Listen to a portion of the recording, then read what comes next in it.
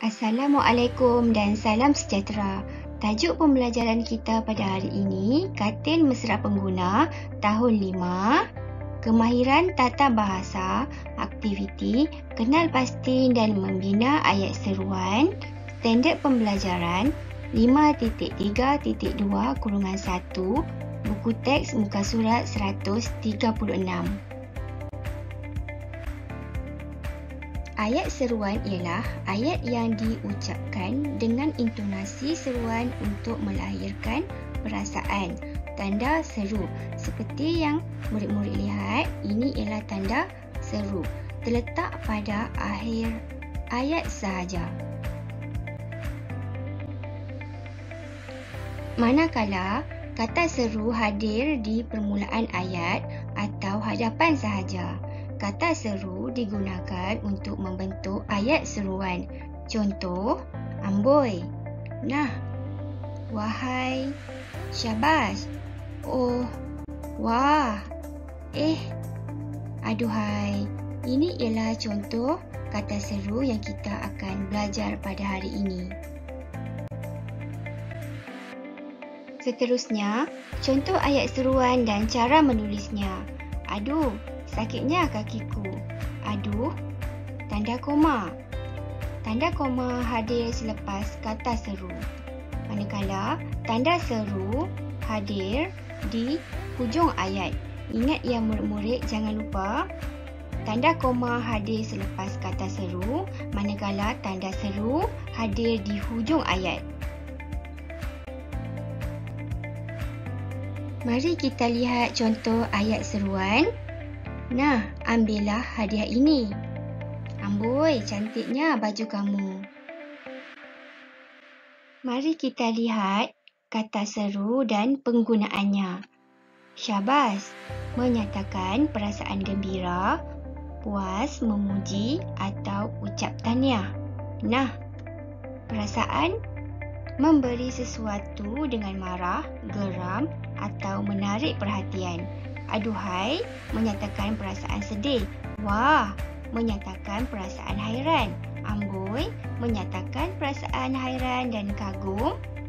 Oh, terkejut, hairan, gembira atau mengharap. Wahai, penggunaannya untuk menyatakan perasaan sayang atau merayu. Aduh, menyatakan perasaan sakit. Menyatakan tidak setuju atau menolak sesuatu.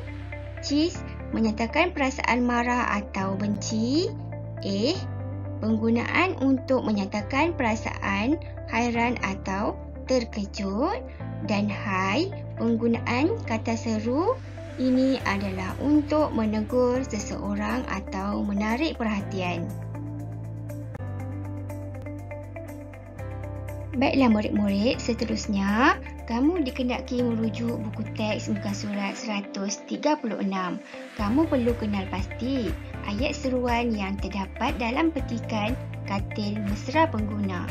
Terdapat 5 ayat seruan dalam dialog ini, iaitu yang pertama, syabas, katil mesra OKU ciptaan tuan memenangi hadiah inovasi. Ayat seruan yang kedua, ciptaan saya biasa sahaja jika dibandingkan dengan ciptaan profesional lain. Terdapat 3 lagi ayat seruan yang perlu dikenal pasti. Cikgu mahu kamu cari sendiri ayat seruan tersebut dalam petikan ini. Sebenarnya mudah ya murid-murid untuk kamu kenal pasti.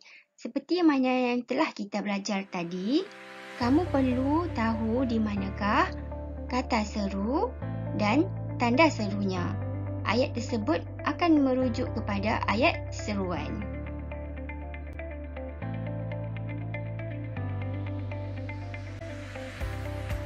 Baiklah, tugasan pada hari ini, jangan lupa untuk tulis hari dan tarikh, bina 4 ayat seruan dengan lengkap. Ayat yang pertama, amboi, kedua, wahai, ketiga, aduhai dan ayat keempat, cis. Murid-murid boleh rujuk kembali video pembelajaran kita pada hari ini. Cikgu berharap kamu dapat membina ayat seruan dengan lengkap dan kemas.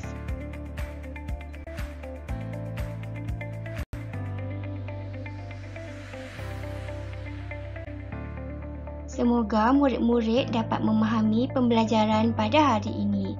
Secara keseluruhannya, cikgu berharap murid dapat menyalin semula 5 ayat seruan yang terdapat dalam petikan dengan kemas. Kemudian, murid perlu membina 4 ayat seruan dengan lengkap.